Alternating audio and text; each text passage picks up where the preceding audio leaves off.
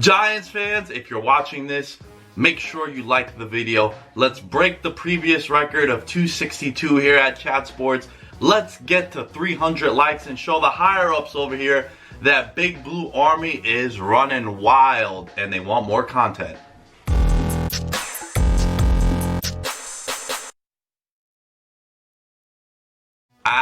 Yes, what's good everybody? Welcome back to the New York Giants Report. Today we're going to give out some free agency grades, and I am your host, Nick Dais, at The Lamb Shows, where you can find me.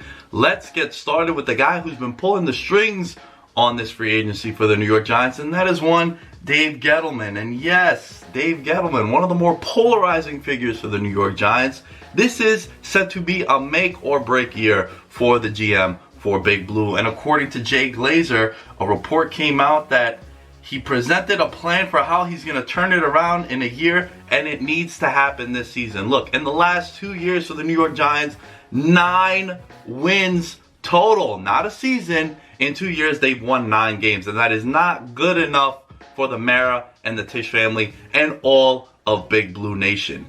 This is the 3rd consecutive season that the New York Giants will have a pick in the top 6 of the NFL draft. And in 2018, number 2 overall out of Penn State, a running back called Saquon Barkley. And then number 6 overall last year, Daniel Jones. And now the jury's still out on whether or not Daniel Jones is going to be the heir apparent to one Eli Manning, who officially retired as a New York Giant. Hats off to you, Sir Eli. I'll get into who I think they should take at number 4, which is the draft pick that they have this year in the draft. But we'll get to that a little bit later. My question to you guys, and I want you to weigh in below. Should Dave Gettleman be fired? Type Y for yes, type N for no. And here's what he's done this offseason so far, and I definitely want to get your thoughts. Here's a list of the notable free agent moves that the New York Giants have made.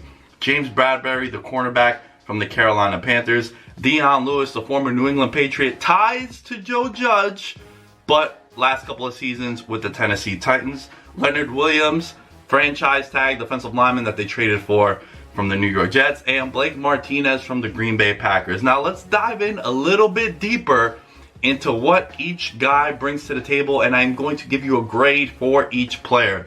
Kicking us off is James Bradberry. 3 years, $45 million, $32 million guaranteed. The New York Giants had not one cornerback over the age of 24 currently on the roster. This is a guy with some veteran experience. He's a guy who has a solid track record in man-to-man coverage and played on a team in Carolina who played a lot of the top wide receivers in the National Football League multiple times a year. Twice against Michael Thomas, twice against Julio Jones, twice against Mike Evans, and now you can even throw Chris Godwin, who according to PFF was the #1 wide receiver last year in the entire NFL. This is also a guy who Dave Gettleman drafted when he was with the Carolina Panthers prior to him becoming the GM for the New York Giants. The one big takeaway I could give about this signing is that he was arguably, it was him and Byron Jones as the 2 best available corners, a position of need for the New York Giants, and he is a gambler. And what I mean by that is he is a guy who plays aggressive, plays a lot of bump and run, loves to go for the big play and the interception, which in turn not often, but oftentimes it might lead to him being beat. But he is a guy who I would like to compare to Janoris Jenkins when the Giants brought him over from the Rams on a big contract. Let's not forget, Janoris Jenkins was arguably a top candidate for Defensive Player of the Year back in 2016, and he was a lockdown corner. And this is what I think Bradberry could bring to the New York Giants. So for me, I am giving this move a A- for the New York Giants. I don't entirely love the amount of money they're giving him, but like we always say, if you're a free agent, for us to bring you to our organization, we need to break the bank on you, and that's just what happens over here. Next player that we have up is Dion Lewis. This is a former New England Patriot running back. Like I mentioned earlier in the video, he has ties to Joe Judge during his tenure with the New England Patriots. Actually was one of the key catalysts to making Joe Judge a big name in the NFL from a coordinator's perspective, because he was a special teamer for the Patriots, was Dion Lewis. He's a guy that can catch passes out the run as a running back out the backfield, though Saquon Barkley is a guy who is exceptional at doing so. But I'm looking at Dion Lewis as a scat back, a guy that they can maybe use in a unique and versatile role. Give Saquon a couple of snaps off. You're expecting Saquon Barkley to get close to 400 total touches between carries and catches next season. For you to be a successful franchise, that's what you need to do if you're the New York Giants. So it could provide a little bit of rest for Saquon Barkley. Could also provide a spark to the special teams that the Giants have had the last couple of years that have been atrocious. I can't remember the last time the Giants returned a punt or a kickoff return. And most importantly, he is a guy that can maybe show Saquon Barkley as a veteran a couple of things that he hasn't learned yet. So I'm giving this one a B-, and this is going to be interesting to see what happens with Wayne Gallman, who the New York Giants are going to need to make a decision on whether or not they're going to bring him back for another season.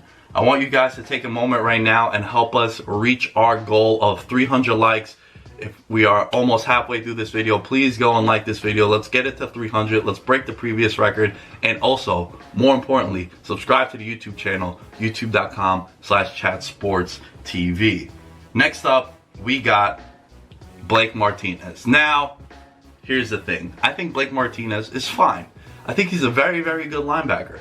I also liked him when he wasn't making the money that he's making now. 3 years for $30 million. It seems like every video that I've been doing for Chat Sports, coming up on a year now that I've been doing videos for Chat Sports. First of all, shout out to them. Second of all, anytime I talk about the Giants, and in particular when I talk about the Giants defense, it's that they desperately need a linebacker, a play caller on the defense. And look, he'll provide that. He's a guy who's very durable. Hasn't missed a start in 3 years as a Green Bay Packer. He is also one of the worst pass covering linebackers in the NFL according to Next Gen Stats. 9.1 yards per target as the nearest defender in coverage. He is a linebacker that is more so built for 1994 than for 2020. I would have preferred they got Corey Littleton, but the Raiders did for just $6 million more. I'm sure Mitchell is enjoying that one. But he is a guy that is going to bring some stability and durability to the position, but I don't know how effective he's really going to be. I'm going to give this grade a C+ for the New York Giants and bringing in Blake Martinez. And last but not least, Leonard Williams, the defensive tackle, defensive lineman from the New York Jets that they traded both a 3rd and a 5th round pick for. So the proof was in the pudding that they were going to re-sign him. You weren't going to give up draft assets for a guy that you weren't going to re-sign. Now, the big issue that the New York Giants had was, what kind of deal are you going to give him? Are you going to franchise him, which is what you ended up doing, or were you going to give him a deal of a Jadeveon Clowney, what he's seeking, $17, $18 million per year, or that Monday Night Football game against the Cowboys when Leonard Williams said that he wanted to be paid like Aaron Donald? That would have been a nightmare for the New York Giants. But when you look at Leonard Williams, it could have been a lot worse if they would have gave him that deal. I think a prove-it deal for Leonard Williams, franchise tag, he'll get his money, which is what he wants. 1 season prove-it deals are tremendous. I am a big fan of that. We're going to talk about a player in just a little bit who proved his worth on a 1-year deal. He's also turning 26 years old in June. So maybe the Giants have seen something in him where the Jets weren't able to untap that potential for him. And again, it's just too much that they invested. You don't trade draft picks away for guys that you don't see in your future. So I'm going to give this grade a C+, only because I still think the jury is out on Leonard Williams. I don't know what to make of him. There's times where I like him, but then there's times where I wonder if he's an all-time bust at the number 6 position when the New York Jets took him. So give us the grades below on how you feel Dave Gettleman has done in free agency thus far. Type A, B, C, D, or F in the comments below and let us know how you feel Dave Gettleman has done in free agency this year. One thing that I strongly believe Dave Gettleman can do to improve that grade that you might give him could be to re-sign Markus Golden. Markus Golden was the guy I was just talking about in the Leonard Williams portion of the video as a guy who is going into a season with a 1-year prove-it deal. And what did he do? He led the New York Giants in sacks, had 10 sacks last year, 29-year-old pass rusher. A Giants beat writer said that many in the NFL believe that his best years are behind him. Remember, he suffered a very, very gruesome knee injury during his tenure with the Arizona Cardinals, but he comes back, gets 10 sacks in 2019, crushed his prove-it deal, and he was 6th in the NFL in QB hits. That might be just as valuable, if not more valuable, than sacks. Sacks can be misleading. Sometimes you get sacks when the game is out of hand. But when you get QB hits, constant pressure on the quarterback, and you're moving him from his spots, that's the kind of guy that I want. And Markus Golden was a top 10 player at his position in doing so. So Markus Golden is one of those players that I think the New York Giants, if the price is right, should bring back, because the New York Giants are lacking pass rushers on the team. They have a lot of defensive linemen and a lot of defensive linemen that are run stoppers. And I understand you want to do that in the division that you're in and the conference that you're in, but you still need guys to get some sacks when you play some of these big name quarterbacks out there. Now, if they don't bring back Golden, the Giants can make up for it with the number 4 pick that I mentioned earlier in the video. This is the 3rd season in a row that the New York Giants have a top 6 draft pick. They got number 4 overall, and this is who I think, and this is who I'm hoping to the football gods, wherever you are listening, that the Giants take. And it is one, Isaiah Simmons out of Clemson. We need him. We need him. I say we because this is how bad it's gotten. We need him. Heavily linked in countless mock drafts to the New York Giants is one Isaiah Simmons. The Giants have the number 4 pick. He's an absolute game wrecker, folks, on defense. And he is the most versatile player in the NFL draft across all sides of the ball. Special teams, defense, offense, everything. He played over 100 snaps at 5 different positions on the field last year for the Clemson Tigers, and he blew the doors off the combine. His performance is an all-time kind of performance. He is a 6'4" freak of nature and very, very versatile. When you think of Isaiah Simmons, you think 2 things: game wrecker and versatility. And how he fits with the New York Giants is he's the kind of guy that you just draft because he's the best player available. I think he's the best player available in the entire draft, and that's factoring in the quarterbacks as well. You get this guy, you put him on your defense, and you just watch your defense improve by 6 to 10 positions when you're looking at the top defenses in the league. And I think Isaiah Simmons is the right decision at number 4. If he's there, there are some rumblings that the Redskins might take him at number 2.